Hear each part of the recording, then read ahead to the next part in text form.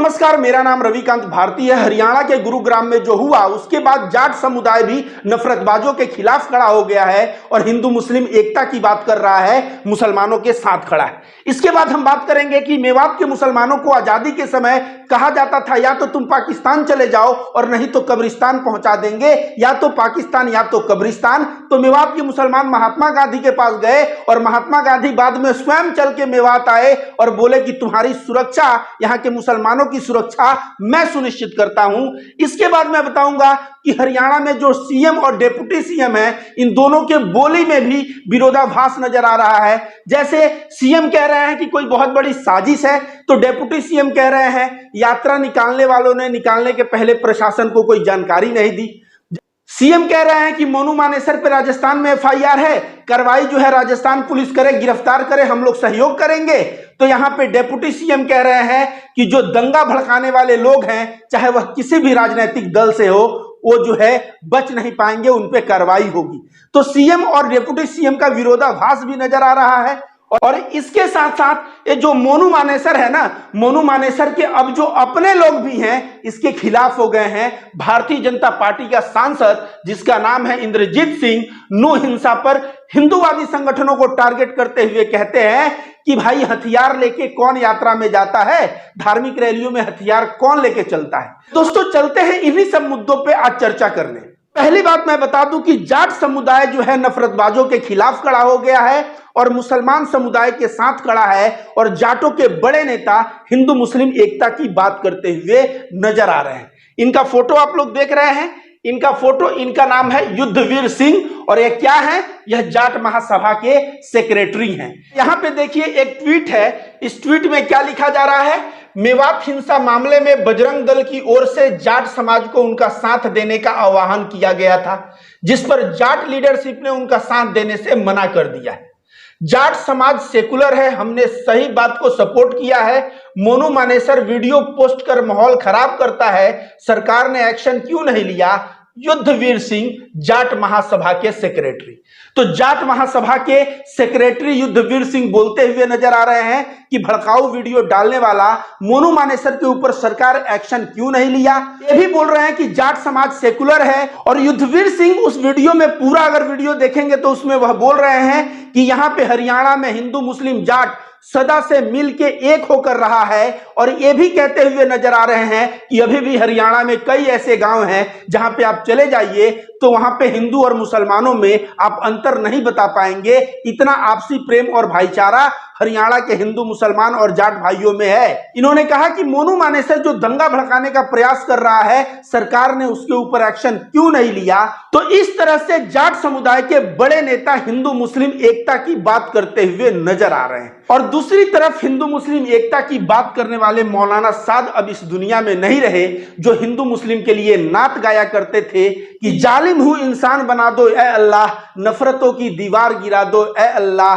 हिंदू मुस्लिम खाए एक ही थाली में, ऐसा हिंदुस्तान बना दो ए अल्लाह। इस तरह की यह बात करते थे। जो युद्धवीर सिंह कह रहे हैं वो भी यही कह रहे हैं कि हरियाणा के कई गांव में आज भी अगर आप चले जाओगे तो हिंदू मुस्लिम ऐसा प्रेम भाईचारा है, एक थाली में बैठ के खाते हैं कि तुम अंतर नहीं बता पाओगे कि कौन हिंदू कौन मुस्लिम कौन जाट। आगे आते हैं दोस्तों, मेवात के मुसलमानों का इतिहास क्या रहा है आप सभी जानते होंगे, लेकिन जब पाकिस्तान अलग हुआ तो मेवात के मुस्लिमों पे अत्याचार हुआ और उस वक्त एक नारा लगा, या तो पाकिस्तान या तो कब्रिस्तान, या तो पाकिस्तान चले जाओ नहीं तो कब्रिस्तान पहुंचा देंगे। लेकिन मेवात के मुसलमानों को पाकिस्तान से ज्यादा हमारे हिंदुस्तान की मिट्टी प्यारी थी। वे लोग महात्मा गांधी के पास जाते हैं सितंबर 1947 में और कहते हैं हमारे साथ ऐसा जुल्म हो रहा है। 1948 में 9 जनवरी का दिन, मेरा बर्थडे भी 9 जनवरी को है, महात्मा गांधी जो है गए वहां पे और मेवात के मुसलमानों से कहा कि अगर आपको यह मिट्टी इतनी ही प्यारी है और आप रहना चाहते हो तो यह आपका देश है, आप रहो, और मैं जो है आप लोगों की 100% सुरक्षा सुनिश्चित करता हूं। यह महात्मा गांधी मेवात जाके बोले। लेकिन आज कोई नेता है जो मेवात में जाके वहां के मुसलमान भाइयों से बोल सके कि मैं तुम्हारी सुरक्षा की 100% गारंटी लेता हूं? पता नहीं भाई ये कौन सा गुजरात मॉडल बनाने चले थे कि सही में हर जगह दंगा और फसाद ही दिखने लगा। भैया अगर यह था गुजरात मॉडल तो हमें नहीं चाहिए गुजरात मॉडल। आगे आइए दोस्तों, मैं बताता हूं हरियाणा के जो सीएम हैं और डिप्टी सीएम हैं, इन दोनों के बातों में बहुत विरोधाभास नजर आ रहा है। अब जैसे देखिए यहां पे हरियाणा के सीएम क्या बोले हैं, हरियाणा के सीएम बोले हैं, ये बड़ा कर देता हूं। अब जैसे देखिए क्या है, हरियाणा में हुई हिंसा बड़ी साजिश की ओर इशारा करती है हरियाणा सीएम का बयान। वहीं पे देखिए डिप्टी सीएम का बयान क्या है, यात्रा निकालने वालों ने प्रशासन को यात्रा निकालने के बारे में कोई सूचना नहीं दी और इसके वजह से एक कांड हो गया।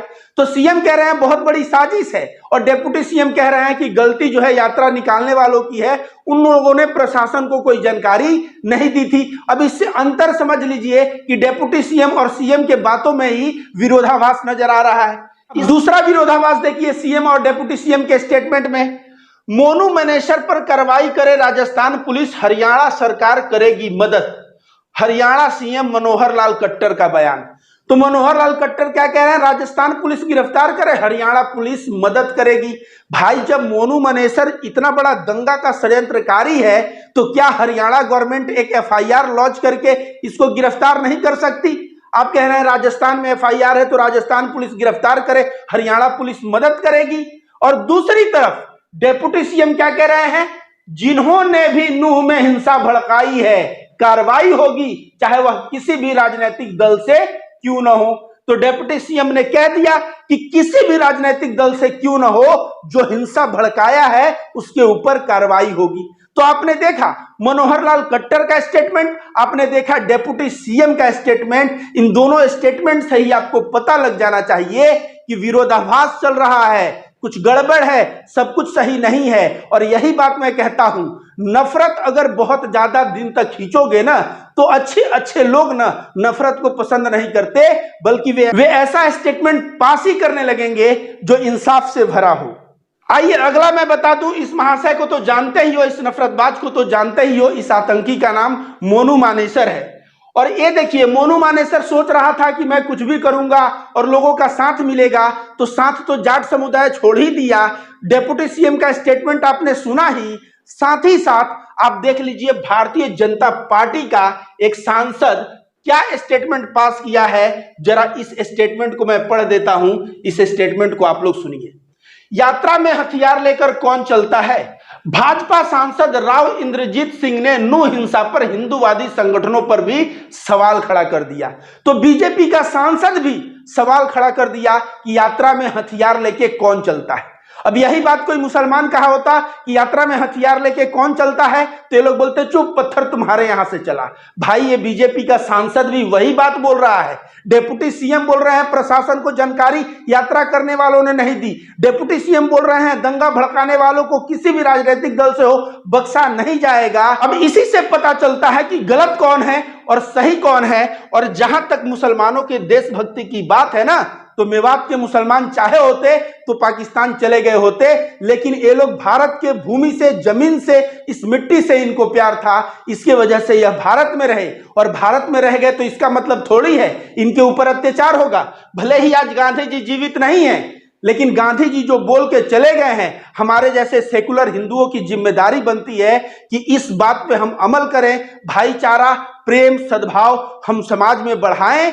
और कहीं ना कहीं मेवात में जो दंगा फसाद भड़काने का प्रयास किया जा रहा है, हमारे जैसे सेकुलर हिंदू, गांधीवादी हिंदू सामने आए और सामने आके इस तरह के दंगा फसाद का विरोध करें। और जितने भी नफरतबाजों को यह लग रहा हो कि अब जो है प्रेम पे नफरत जीतने लगा है, तो याद रखो नफरत जो है ना क्षणिक होता है, कुछ समय के लिए होता है, जीत कभी नफरत नहीं सकता, क्योंकि प्रेम इटर्नल है, यह सदा से रहा है और यही व्यक्ति का स्वभाव है। और इसीलिए चाहे मौलाना साहब हो, चाहे जाट जी हो और चाहे तमाम लोग हों, जब हिंदू मुस्लिम एकता और प्यार की बात करते हैं ना, तो लोग कहते हैं यह बहुत ही अच्छा आदमी है। और नफरत फैलाने वाले लोगों के साथ आज खुद भारतीय जनता पार्टी का सांसद खड़ा नहीं है, उसने सवाल कर दिया कि भला कोई धार्मिक यात्रा में हथियार लेके आता है। इसी से तुम लोग समझ जाओ कि तुम्हारी औकात क्या है और नफरत फैलाना बंद करो। और नहीं तो जान लो भारत में है संविधान, और संविधान के समक्ष अब पड़ गए हो।